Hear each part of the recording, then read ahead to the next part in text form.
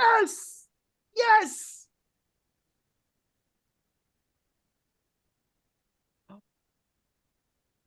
Yes! Yes! That's awful. But yes! Why is there a puppy? What? Also, Just a couple of silly friends talking about serious stuff. Howdy, howdy. Welcome back to Not What I Was Expecting. Two friends react to crazy ex-girlfriend, and I'm Enough. I'm Ed. And we are coming off of the really heavy episode 6 last week. Episode 5. We Episode didn't finish. 5. Yeah, we didn't see 6 yet because we stopped after the, I need help. Yeah. We're just coming off of that very heavy episode 5. Oh my god, yeah. Just there was so much in that one. I don't think we should get into it right now. Go see if you haven't, go watch the previous episode. If you're here, I assume you have, but yeah, wow. Or maybe you skipped it because it's too much. That's okay too. Welcome back. This is a very discussion heavy episode.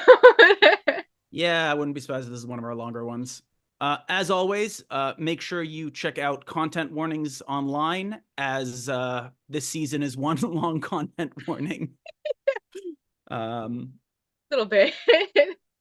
I'm actually pretty excited for this episode. I don't want to spoil too much. There's some interesting things that happen. I mean, I don't remember everything, but I have a general idea. And if I remember correctly, one of the most iconic songs is in this episode. One of my favorites. I didn't really realize how many of my favorite songs were in season 3. Yeah, or let's just get started. Okay. And as always, if you want to see the full-length version of this, or join our Discord community, or get early access, or all that stuff, you can find a link to our Patreon in the Discord. Love you just for being here. I like that Valencia's there. Yeah, everyone's there. She's out of the woods for now. Oh, thank God. I knew she'd be fine. The minute I heard, that's what I told myself. Aww. Dr. Okopian is leaving, and Rebecca needs somebody in the room with her at all times. All I have to do is fend off a very overeager housekeeper who just keeps interrupting. Huh? Was she referring to the nurse as the housekeeper? Because that's What? not cool. Whoever's coming in to clean, I assume. Yeah, you don't have to do this by yourself. We can help. And Paula's taking on too much right away instead of Delegating. Yeah. I'll get in touch with everyone. I want to help. Right. Yay, Valencia. I got here as fast as I could. Why? Josh, you need to leave. I am worried that your body spray is going to waft into her room and she's going to... Yeah. It's sort of reminds me a little bit of how Paula organized the intervention without a professional present. Yeah. That's one of the most important things. If you ever have someone for whom you want to stage an intervention, have a professional. I understand, like, if you can't afford, there might be things that stop you, but like, it is so important to have a professional there, because we are not qualified for that. And what ended up happening with Rebecca is what could happen. They just walk out. Now, professional can't necessarily stop that, but they know how to handle it. That's the point. Right. And Paula just taking on the intervention by herself, and now taking on everything by herself in the hospital, deciding who gets to see Rebecca and everything instead of, a professional. Mm-hmm. She's sort of repeating the same mistake, which of course is coming from a good place. It's coming from tremendous love. Yeah. This reminds me of our Psycho Beach Party reaction. And, well, the movie, not necessarily our reaction to it, but when the friend is like, I should have helped you get help instead of thinking that we could handle everything on our own. Like, that's what being a true friend would have meant in this situation. I always thought that was like a really good lesson. Really Yeah, good line. it's difficult because as a friend, you want to help, but sometimes you can't. Or the best help you can do is getting someone who can help them and stepping aside. That's another thing. It's selfishly, I want to help as much as I can, right? Yeah. But sometimes I can't beyond getting someone who can. And sometimes you have to, and what Paula isn't doing is taking a step back and letting other people help. And that's not great. Yeah. But it's also very human. It's very understandable. It's a very human reaction, a very human mistake. And that's one of the things I love about this show is the characters make mistakes, but they're mistakes you and I would make. Yeah. Will you at least tell her I was here? No. No. I mean, they're correct. Like Josh doesn't matter right now, and him wanting to be there is actually very selfish. God, I'm such a coward. You were no such thing. No such thing. Oh God, Paula. You asked for help. Right. Ask for help. There are some great psychiatrists on staff here, and we'll work together to get you the right help. Oh, I'm so embarrassed that I caused such a scene. And I didn't even want to die. It's like I was out of stories to tell myself that things would be okay. I just feel like I inconvenienced a lot of people. No. No, you didn't. I want to reiterate, we are not mental health professionals. And I genuinely don't know, like, should you tell her she's not an inconvenience when she is? But that's okay. You're allowed to be an inconvenience when you need help. Instead of pretending like everything's all right, it's good to acknowledge that it's not, and then to seek help. It's okay to be not okay. Yeah. And it's the idea that you can't, that it's not okay to not be okay is why we wind up so far gone. What Rebecca said is something that I've had said to me by others, and something I've said, that I ran out of stories to tell myself that it would be okay. And that's exactly what we're talking about here. The idea that, like, Rebecca had to be okay, and because she kept telling herself that she had to be okay, and therefore she was okay, she kept spiraling. And had she acknowledged a long time ago that I'm not okay, that would have opened her up, because you can't seek help if you think you're okay. It's very important to be able to say to yourself and to others that, you know, you're not okay. And that's okay. Yeah. This must be tough, and I know you care about her. George, we're done here. For sure. Okie dokie. I don't love George. I don't like what George has become with Nathaniel. Hi everyone, I'm Valencia Perez, Rebecca Bunch's friend. I wanted to just post a quick update on Rebecca because I know a lot of people are worried about her.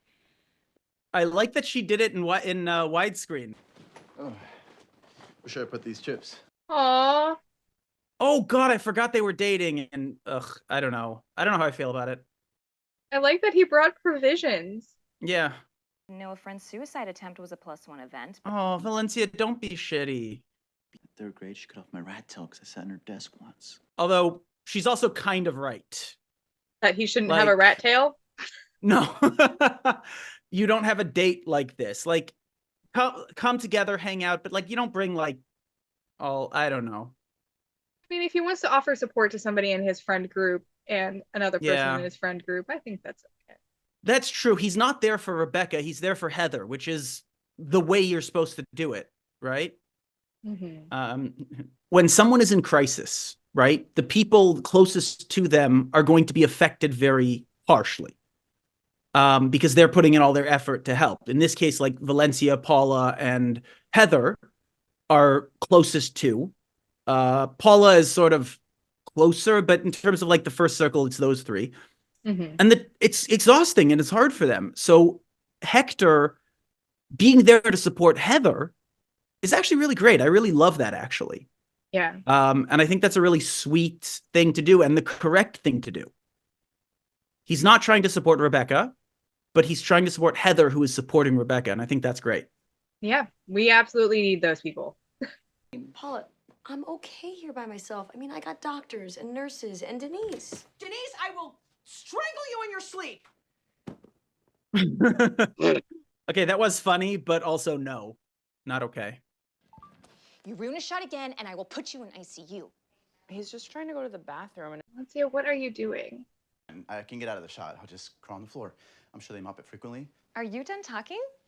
Rebecca's friends are waiting for their daily dose of inspiration, and So Valencia is clearly not being good. Like, this is not okay, but this is how she's handling it. Like, she's not handling it well, but I also like that Hector is being respectful of the fact that Valencia is having a hard time. Yeah. Like, it didn't strike to me as Hector was scared of her. It was, I don't want to make it harder for her. And I really like that. How are you feeling today? Yeah, I get it, Dr. Dam. I can't wait to get her back home with me. You two live together? So I will be driving her and staying with her and sleeping in her bed. That's what Heather and Valencia are there to support. And First question, how many meds am I going to be on? Can you give me the daytime version of whatever it is? Treatment protocol is not centered on medication.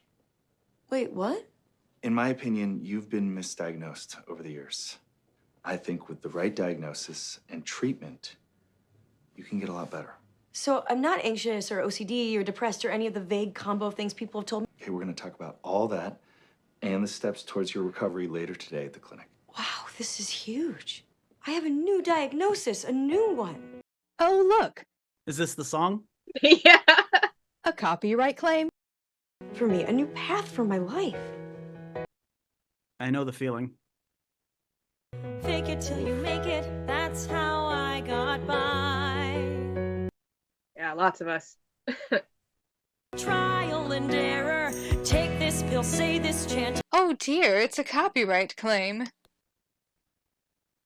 Oh well, it's a copyright claim.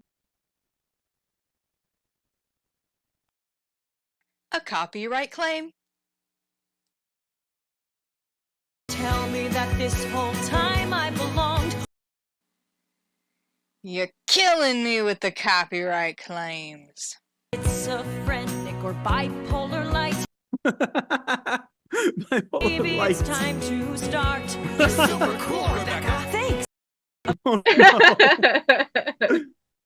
Perfect, they're not, but at least they know who they are. It's an easy fix. Mental illness is stigmatized, but the stigma is worth it if I realize who I'm meant to be. I don't get that line. How does being stigmatized help? My diagnosis. I want to hear your, because you've been looking forward to this song for a while, so I'd love to hear like. Yeah. So, I mean, I have a wide variety of disabilities, from physical to mental health issues, and receiving a diagnosis is very similar to how it's presented in this song. It can be like, all the answers will be coming my way, and it's easy to overlook the trials and tribulations and the things that may be coming with that diagnosis and think of it as this sudden fix all your problems, and it does give you a new community and new support and a new plan and a new treatment and a new way of understanding yourself that you didn't have before. It is all of those things, and it's more, and not always that great. And I thought that this song did an amazing job of presenting that hope and that excitement and that rose-colored vision that's happening when she talks about trying to find community. That's like, sure, there's stigma, but I get all of these other things, like an amazing amount of community that can come from receiving a new diagnosis. You can find people who share similar struggles, similar triumphs, and things that excite them, and you can discuss strategies that help you get by better in the world, and you can find people who really understand you on a deeper level than maybe other people in your life, or just a different level even. That sense of community is incredibly important for humans and can be very beneficial for people.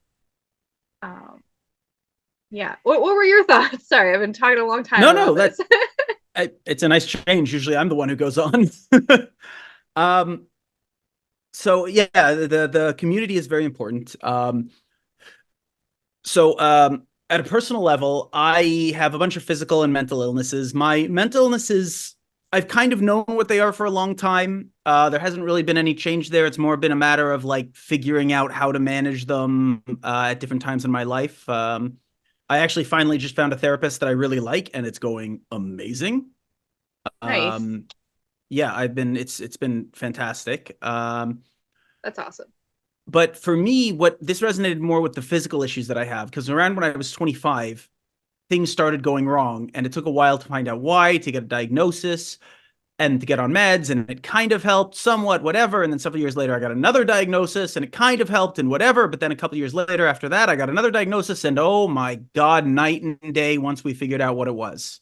Right? And it was just like, oh my God, it's so easy. Like, I mean, it's not like my life is not easy in the regard that like, oh, I'm cured. No, I still have all of these issues, but with the latest ones that were fixed, oh my God, I went from not thinking I would have a future and I'd never be able to function on my own to like, I'm planning my future in a way that I didn't think was going to happen 3 years ago. However, so that's the positives. Mhm. However, and this is where I'm really curious to see where this goes, and Rebecca, and I did this too.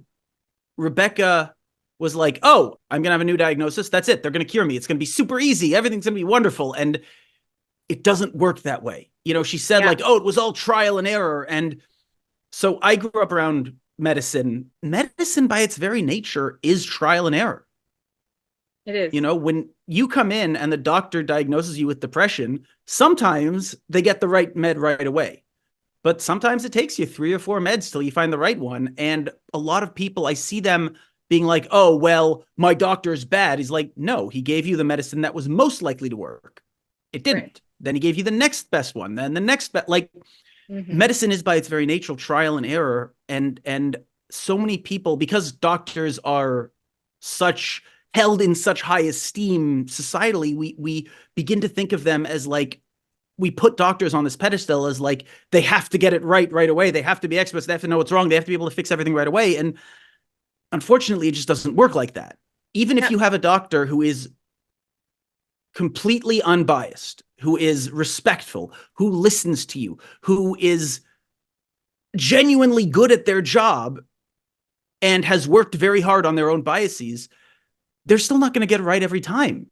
Yeah. And misdiagnosis is an incredibly common thing to happen. One of the conditions I have, the average time from misdiagnosis to correct diagnosis is 11 years, which is almost exactly to the day how long it took my medical team. I'm worried for Rebecca in this next scene because she thinks it's going to be like, oh, they figured out what's wrong, miracle treatment, miracle drug, I'll be fine. And yeah, that's not how it works. And it can feel so distressing when you think you finally got it, but there's still a long road. Right. Yeah, they left us on clearly a very big high that could only go down. Yeah. And in terms of the song itself, oh my God, that like might have been Rebecca's best like song to show off, Rachel Bloom's best song to show what she can do with her voice. Cause oh my God. Just the song itself, from like, not even like ignoring the lyrics, but like the sound and the voice and the combination of the music and everything. It was just so amazing. Yeah. It's also important to not look up the diagnosis online before we have a chance to get into it, okay? I will stick to the required reading, sir. Rebecca, I am noticing how energetic you are. That's not uncommon after a suicidal event. Okay. I'm calm now. This is my calm, low voice. It is my belief that while you do have some symptoms of anxiety, depression, OCD, and... She looks terrified. Warren, you said this was a new thing. I'm still talking. Sorry. She's a little amped up. Of borderline personality disorder. Wow. Oh, okay. What is that? Someone who has difficulty regulating their emotions, lacks the protective emotional skin to feel comfortable in the world. And we'll talk about it a lot more, luckily, in your group therapy, which is where we're headed right now. Hot-ass doctor telling me not to look things up online. What? It's an example of not having the emotional capacity to regulate. Yeah.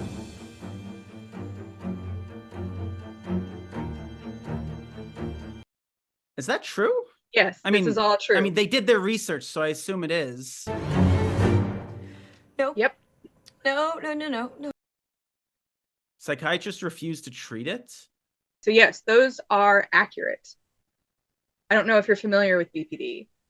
I mean, I've heard of it. It is one of the most stigmatized illnesses. It is incredibly disruptive to people's lives and incredibly difficult to manage. For doing this reaction, I've been doing a lot of research on it. I've been joining support groups, talking with people who have been going through it, and doing my best to have as full of an understanding as I can without being a mental health professional or a person who actually deals with it. And one of the main things about BPD is that there is a real struggle to understand a sense of self, a self-identity. And if we go back to the song that my diagnosis, I was noticing as we were watching it, there were a couple things I wrote down. That she's looking at that poster board, right? And she's looking at all these different groups, and she said, they're not perfect, but at least they know who they are. And that the diagnosis will tell her who she's meant to be. And I thought that those were great little drops of the character of the illness, of what's going on in her head, show that struggle with identity even before we get the diagnosis. It's fun to watch this again with the understanding of what the diagnosis is, because you see a lot of lead up to it.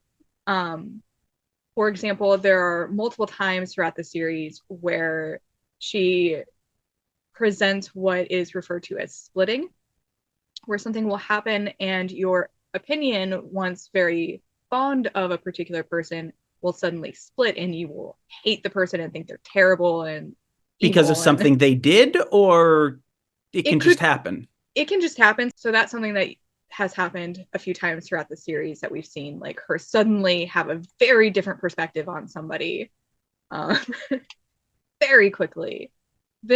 I've been holding back a lot of my thoughts about it, because I usually try to let you sort of have a lot of, like, we're seeing your first time reactions. I don't want to put too many thoughts in your head about what's going on. So I usually let you take the lead, like try to rein it in a little. No, I am. Please be my Sherpa, my guide. As I said, I don't really know much about personality disorder, BPD, aside from the fact that it is not good. And it is not, the treatment is very difficult, and a lot of doctors just don't know how to treat it. Yeah, and it usually is a result of severe trauma and abuse throughout childhood. It is not curable. It is definitely not like somebody's fault. It's something that's happened to them as a result of overbearing parents, maybe. Naomi. Fear of abandonment is a really big one. So we see that with Rebecca. And with her dad, and then with Josh. Yeah. And with Greg. Yeah. It's also with her specifically, it's all the men in her life, all the men that she sort of decides are in her life, not her dad, but Greg and Josh especially. Yeah. Leave her. And they leave her because she's not good for them. Now, Greg handled it pretty well overall, by getting himself help. Yeah. But yeah, okay. Josh a little less so. Josh is very immature. Yeah. In a lot of ways. Like, he's actually, I don't want to get too into it now because it's not so relevant, but in a lot of ways, Valencia kind of infantilized him in some ways. And they were together for like 10 years during his most formative years growing up. And so, and also like his parents do a little bit too. So like, he's never had to grow up because he always had a woman in his life taking care of things for him. And that happens to a lot of men. I'm sure our viewers, you know, any of our viewers know men like that. I'm sure some of you might have even dated men like that, where they don't know how to take care of themselves and they're rather immature because they never had to, because there was always a woman to take care of them. Yeah, you know, and I'm not blaming Valencia. Like, he's an adult, like, but like, it's just sort of an explanation and it makes sense in the context. But and she was socialized to believe that was her role. yeah. So gay. One thing I'm noticing about these videos that Valencia's doing, I didn't say it the first time because I thought maybe I was wrong. She looked like she was wearing less makeup than she usually does in the first video. And then the next video, she was a little bit more made up, a little fancier. And now look at her now. Yeah. She's dealing with this trauma that she's going through with her close friend dealing with this. She's dealing with her trauma by reverting to what she knows best, which is to be this gorgeous social media-esque type of person. Yep. You know? Like, everyone deals with their trauma in a different way, and that's how she's doing it. You know, she's going to her comfort zone. Put that away. But I like that she listened. She didn't argue. It was like Paula said, put it away, and she did. Yeah, I really hate it. It's called borderline personality disorder, and I read 2.5 sentences about it, and it's all just awful. You best after suicide. Oh, no. Nathaniel J. Oh my God. Oh. God, he's trying so hard, but he doesn't know what to do. When I'm trying to be considerate and respectful, my writing comes off very cold and formal. So I really connect with that. Kind of nervous because I'm terrible with death. When I was a kid, my dog died. I was the one who found him. All like, are we about to learn something about Nathaniel's backstory? It's like burned into my brain. Stop it! We haven't heard a word about his mother. I just realized. A cat named Andromeda? I gotta go. You just get out of my office. Okay, well. Huh. That was interesting. No, I didn't go. I was too upset. Rebecca. It's not something I have. It's something I am. You are not broken. You're wonderful. There is a Facebook group in Venezuela that's completely devoted to you. Oh, no. Oh my God, seriously, stop. Okay. Yeah, I'm with Heather on that, but Let's get a second opinion. yeah. You don't have to just take his D. Who says his D is so great? Oh my God. Before he shoves his D down my throat. Yeah, what we should do is get another D. Oh and my then God. we'll have 2 Ds. This is kind of cringy. I also like how Heather's the only one who's like, stop. I like how Heather's the only one who's like, nope, stop. Donna pulled that off so well. She made that look so casual. I love it. Yeah. And she never said anything about a personality disorder. I thought Dr. Akopian consulted with Dr. Diem on your diagnosis. No, if she knew how much I hated this diagnosis and how upset it was making me, she'd be pissed. Oh man. That's not. Like, all right, let's go. You gotta call and make an appointment? Yeah. I do recommend an appointment. Oh, thank you, Maybe Heather. Don't crawl through her doggy door. I love you, Heather. Answers. I don't like your tone. When I was 10, did you try to kill yourself? Wow. Oh, that's why he's been so cagey. I heard something fall over and I went to your room and I saw you, Mom, passed out on the floor and your eyes were rolling back in your head. Nathaniel, enough. And then the next thing I know, you were gone for like a month. But now I really need to know what happened. Your mother had the flu and got dehydrated, so she went sailing for a month with your Aunt Sissy in Rhode Island. That's right. There was a bottle of pills on your nightstand and you wouldn't wake up. We told you what happened. This conversation is over. Can't reach out to her at all because every time I think about her, I picture this lifeless body and it makes me think of you that night. And I get... This isn't how we raised you. Please. It's just so unpleasant to dredge up the past. Will you please just answer me? I think I better go lie down. I suddenly have a terrible headache. Mom, I'm sorry. So mental health is stigmatized generally, and mental health issues, just people don't talk about mental health. That's one of the things like that we love about the show is that it does. if you think it's bad in general society, the way we don't talk about mental health issues, and especially, shall we say, extreme actions towards oneself, because YouTube doesn't like certain words, so we'll phrase it that way. Good call. You just don't talk about it. And especially, so when it comes to men's mental health, that's just suppressed and it manifests as anger, usually. But when it comes to women's mental health issues, they're hysterical and need to go on vacation. And this is so hard for me to watch that scene, not because I have a personal connection. Nothing like that ever happened to anyone I know that I'm aware of.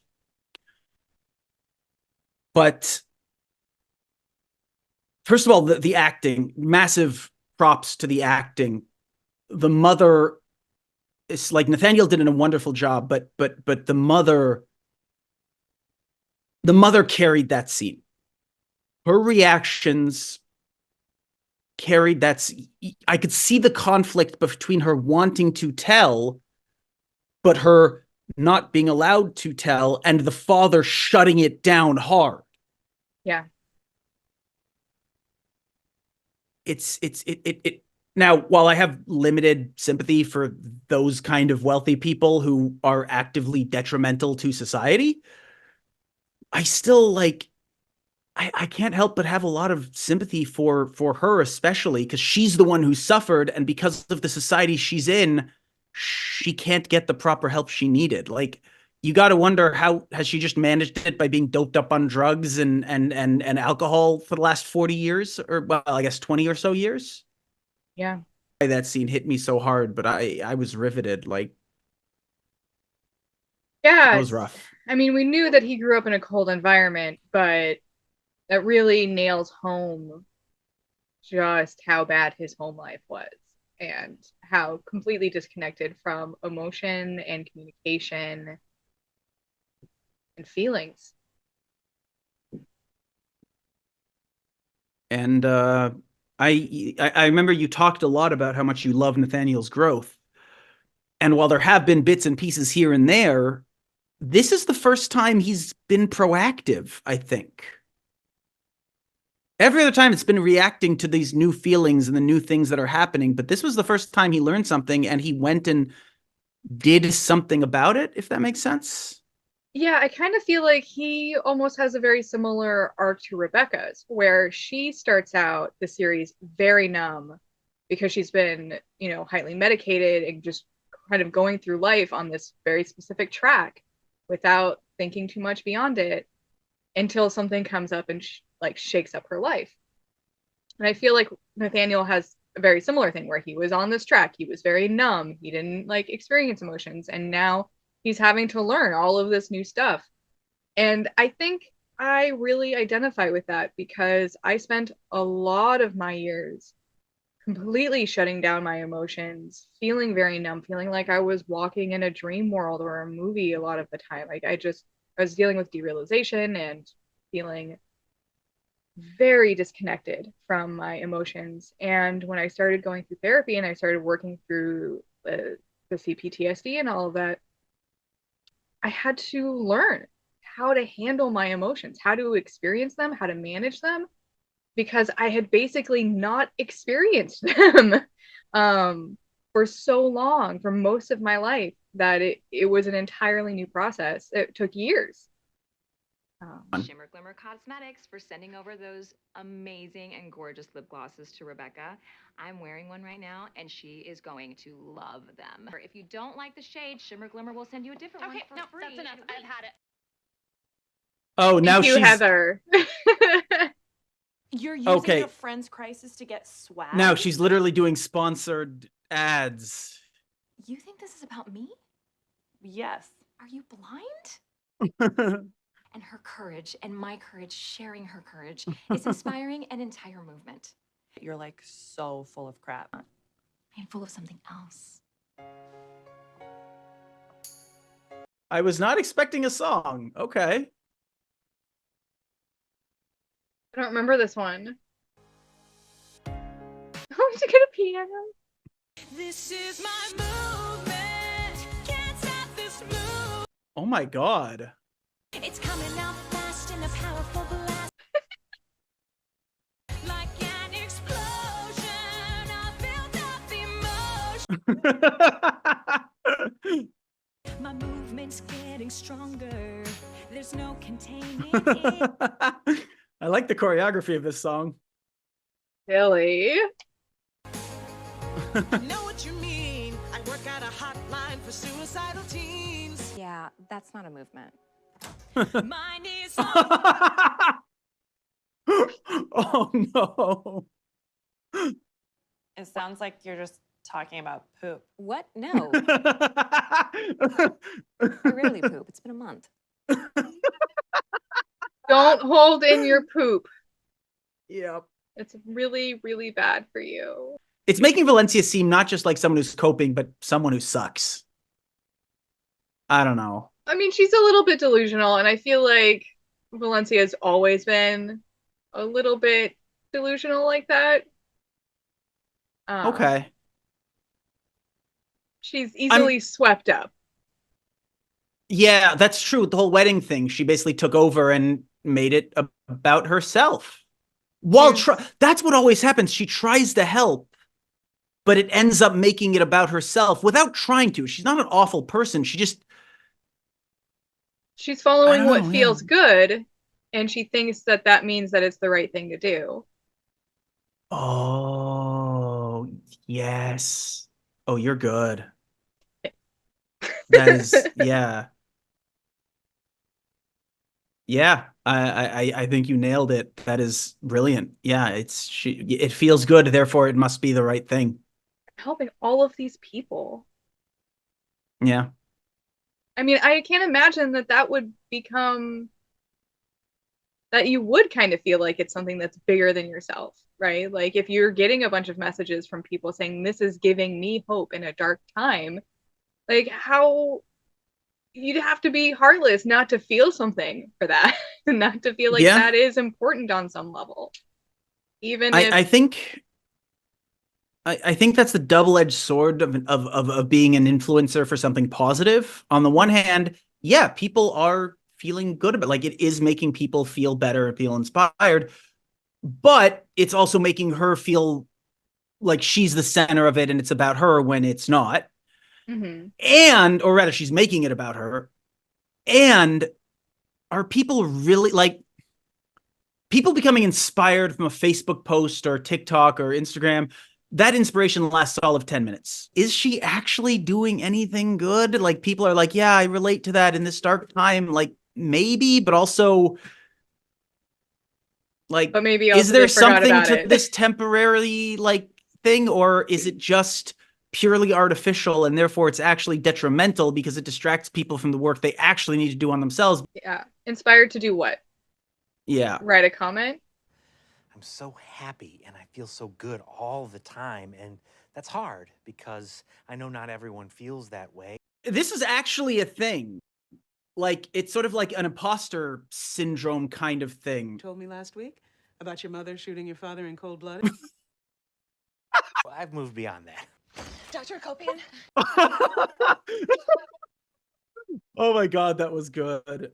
She needs this more than I do. Really, I'm good. I mean, he could actually be good. Seeing all the bunch of friends? Yeah. We're cheering you on. You know, some people do process their traumas. But also, that's messed up. Or maybe he's not okay. I think I've been misdiagnosed. Yeah, they told her she had some stupid personality. But I think he tricked you into giving me that diagnosis by mansplaining you into it.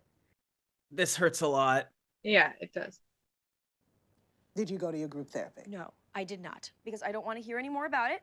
I know it's wrong. I know in my heart it's wrong. So just give me a new thing, okay? Oh, I feel like this is very much a normal reaction to BPD, you know, not being able to handle the diagnosis. Well, it also sucks to see all of that information, which is why he told her not to read online about it. Yeah. Okay, I'm ready. Give it to me straight. What is Rebecca saying about me? Stop making it about you, everyone. Paula's making it about her, you know, being the caregiver. Valencia's making it about herself with the whole movement thing. Josh is making it about herself, thinking it's his fault. Provide snacks, advice, and an outlet for Valencia's aggression. Being suicidal has nothing to do with any one life event or person. When did Hector become the mature, responsible one? I think he's sort of in a punching bag, but when we do see him, a lot of his stuff seems to be pretty level-headed. Well, he had a lot of gross and dumb moments too. Yeah. All of our characters are complicated. Yes. But I like this version of Hector.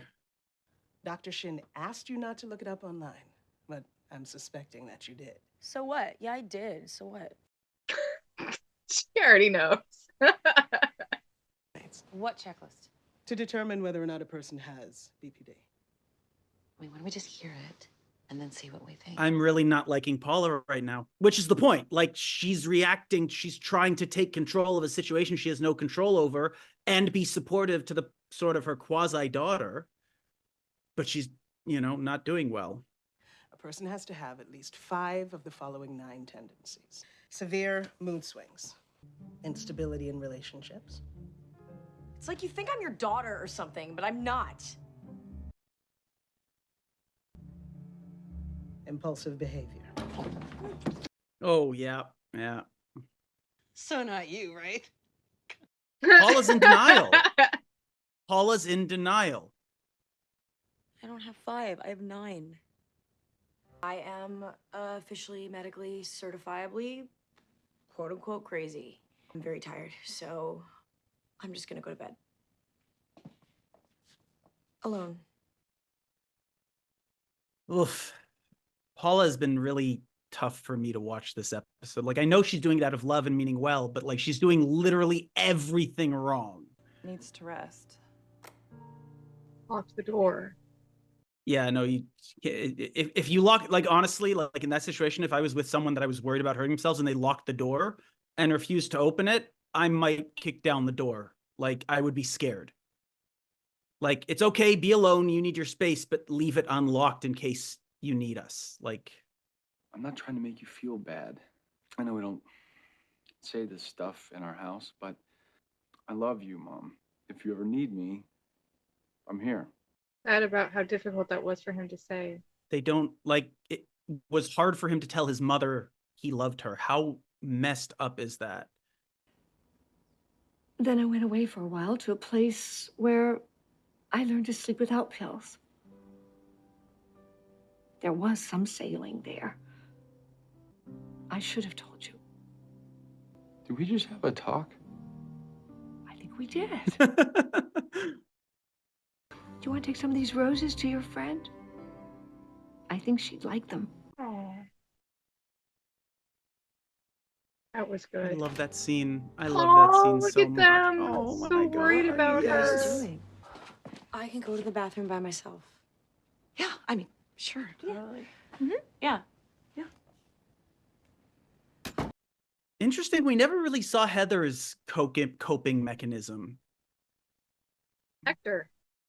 Hector was there for her. She could lean on him. Oh, that's true. She's the only one who really had support. Let's calm down. And I'm knocking at the door and see if she's okay. It's been like 1 minute. I mean, yeah, but why isn't she responding to a knock on the door? Like, she's right there. Okay, yeah. What? The opening. Oh, I love that. What are you doing? This is my intruder axe. I can't just stand out here. She clearly does not know how to handle an axe. How was your pee? We thought you were dead. You were gonna open the door and be all kinds of dead. I'm so afraid you're gonna die, Rebecca. I have been telling all these people to have hope when really I am so sad and so scared. And promise me you'll never do it again. You can't ask someone that. I would love to promise you that. And now that I know what I have,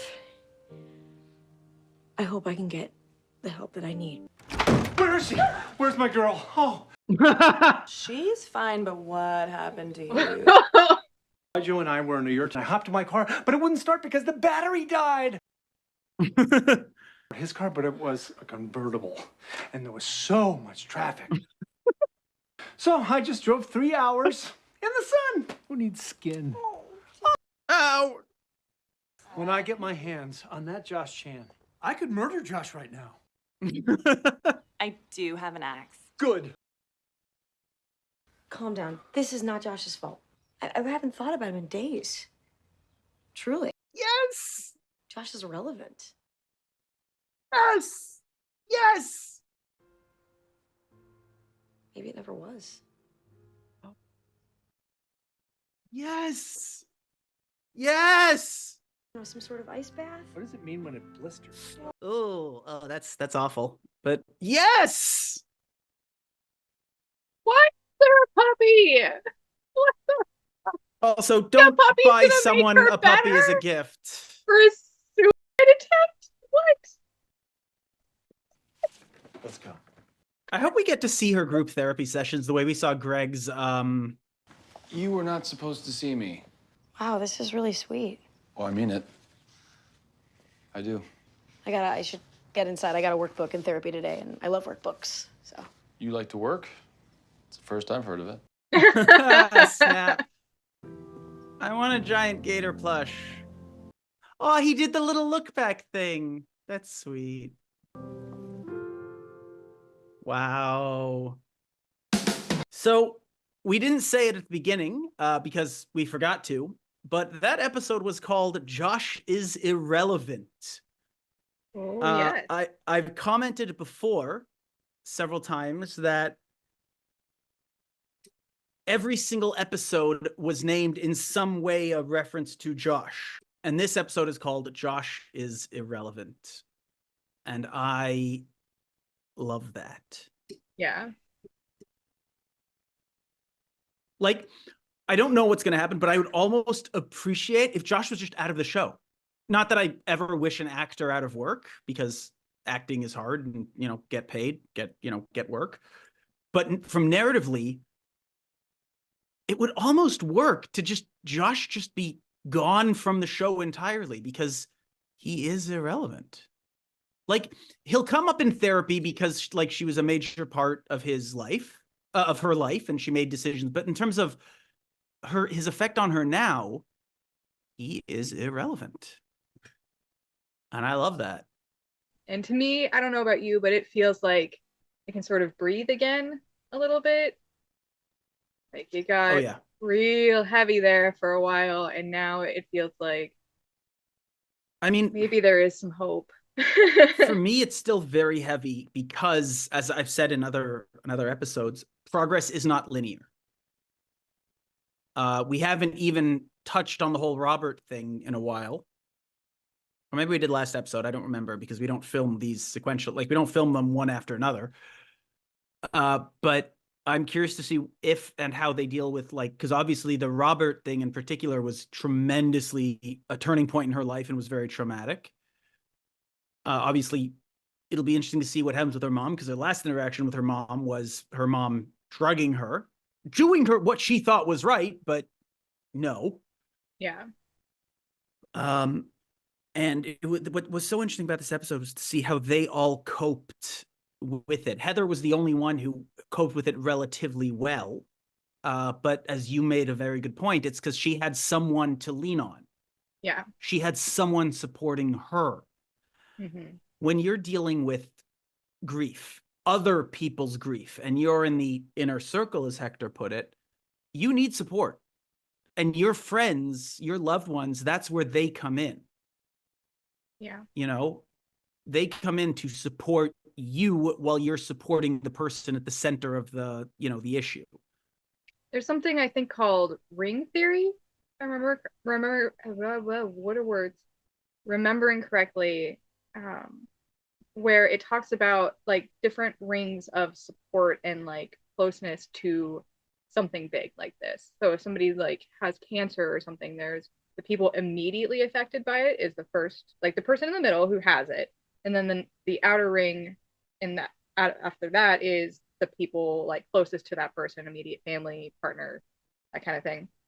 Then the next ring out would be friends, and those people who can support that, and it keeps going out further and further into the wider social world, you know, community members, church members, things like that. And the point is to recognize what ring you are in and provide support to the one inner from there. Not for and you receive to support from the one outer. Right. Yeah, and I always thought that was really good advice, especially for people who like having good guidelines for how to socialize correctly. I do like it in theory. The problem is I feel like, I don't know most, but a lot. Honestly, I do think most people aren't good at knowing where they are. Unfortunately, there's a lot of selfishness in our society that I think is not inherent to being human. I think it's built, you know, I mean, the Western capitalist society, we're told that selfishness is good, right? So we're the ones who always, you know, we think we're the ones who should be at the center, right? Or maybe like we don't think Josh, for example, right here. Josh was acting like he was the one at the center. He was the one who needed, or if he wasn't at the center, he was in the second ring, right? Right. Whereas he was in the third or fourth at best. Like his job was to support Hector supporting Heather. Sure. Right? Like if Josh was actually emotionally mature enough to recognize, that's where he would put himself. And I feel like, and that's what I loved about Hector's character. Hector knew where he was in the rings. Mm-hmm. I don't think most people are good at knowing where they need to be. Mm-hmm. And, you know, as we see, people make things about themselves. Yeah. And it's an important lesson to realize that, yes, sometimes you are irrelevant, and that's okay. It's okay. Take a break. We'll get a boba, Josh. Oh, I love Boba. Boba's so good. So that was Crazy Ex-Girlfriend Season 3, Episode 6. Josh is Irrelevant. Thank you so much for joining us. As always, thank you for sitting through our very long discussions in this episode. We'd love to hear your thoughts as always. If you like what we do, please like the video, subscribe to our channel, and leave a comment. And if you love what we do, please check out our Patreon. So yeah, please check it out. Thanks so much. Love you. Have a great week.